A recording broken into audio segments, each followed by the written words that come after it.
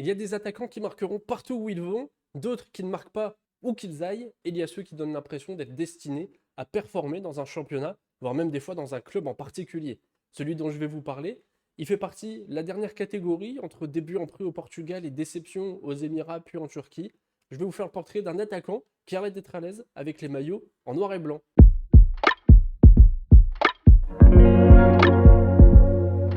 Né à Praia, au Cap-Vert, Ricardo Gomes il débute sa carrière pro à Vizela au Portugal pour ensuite bourlinguer entre le Vitória Guimarães et le Nacional, club où il signera définitivement libre en août 2016. Après une saison catastrophe, la pire du club en Liga NOS d'ailleurs, qui terminera son exercice avec le plus faible total de points de son histoire, la suivante en Liga Pro, la seconde division portugaise, sera nettement plus belle. Le National domine largement le championnat, Ricardo inscrit 22 buts en 36 matchs et il se place logiquement en tête du classement des buteurs et attire forcément l'œil de clubs un peu partout dans le monde. Un club en particulier a retenu mon attention, c'est le club d'Al Qadisiyah, un club saoudien qui à l'époque était entraîné par Aleksandar Stanojevic, ancien joueur du club et actuel entraîneur du Partizan, qui en apprenant l'intérêt de son club de cœur, décida de se retirer tout simplement des négociations pour laisser le champ libre aux Partisans.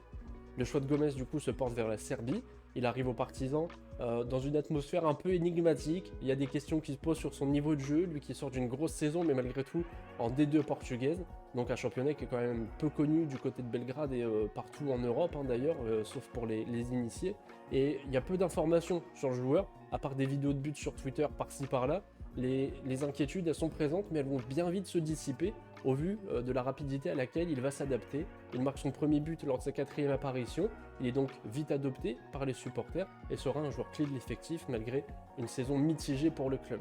Il inscrit 26 buts en 49 matchs, toutes compétitions confondues à cette saison, établissant un record historique pour un joueur étranger. Mais les gros barils, le surnom des supporters du Partizan, les gros barils, ils vont vite devoir oublier leur buteur qui va partir pour les Émirats contre un chèque de 3,5 millions d'euros que les dirigeants du Partizan ils peuvent pas se permettre de refuser à l'époque et laissent en place du coup une inquiétude au poste de numéro 9, un poste qui sera bien repris par Omar Sadiq dont on reparlera peut-être bientôt en vidéo. Donc après un début de saison prometteur à Sharjah, aux Émirats Arabes Unis, où il inscrira 6 buts en 14 matchs, il part en prêt tout de suite à Al Ittihad, où la réussite sera quand même très loin d'être au rendez-vous, ne jouant que 5 matchs avant de s'envoler pour la Turquie, à Erzurumspor plus précisément, où une nouvelle fois, il ne va pas briller malgré des bons débuts. Donc c'est un passage à vide pour l'attaquant qui n'arrive pas à retrouver son efficacité, mais ce qui n'a pas l'air de poser trop de problèmes aux dirigeants du Partizan qui, comme à leur habitude a priori, aiment faire revenir des anciens et n'hésitent pas à aller toquer à la porte du buteur capverdien qu'ils font une nouvelle fois venir libre. Ce choix, il fut alors un peu perçu comme un choix de la facilité par les supporters du Partizan qui, comme je l'ai dit précédemment, ont a priori l'habitude de voir revenir des anciens avec plus ou moins de succès. Les avis sont alors partagés entre la joie de revenir un joueur qui a déjà quand même très bien performé sous leur couleur, mais aussi un joueur qui n'a quand même plus monté grand chose depuis son départ.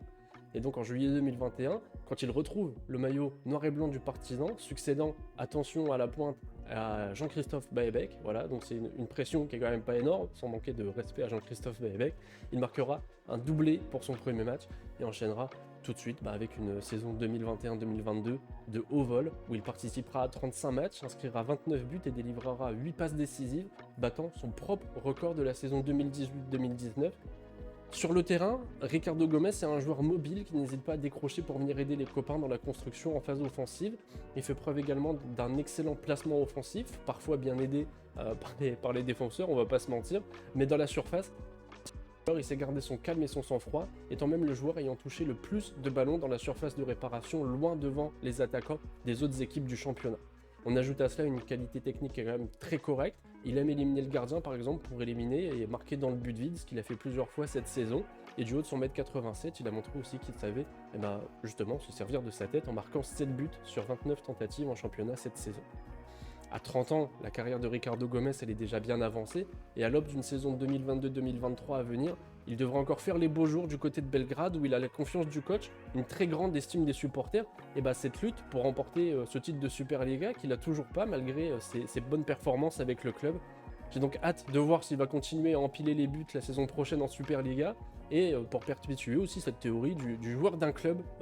que j'aime beaucoup me laisser penser. Merci à tous d'avoir regardé cette vidéo, un peu plus longue qu'à l'habitude, un format que j'essaierai peut-être de vous sortir un petit peu plus souvent. Si ça vous a plu et que ce n'est pas déjà fait, un like, un abonnement, ça donne beaucoup de motivation. Encore merci à tous d'avoir regardé. Merci à Insolite Foot et à Boyan de Footballski de m'avoir donné quelques infos et de m'avoir aidé à préparer cette vidéo. Je vous remercie encore une fois et je vous dis à bientôt pour une prochaine vidéo.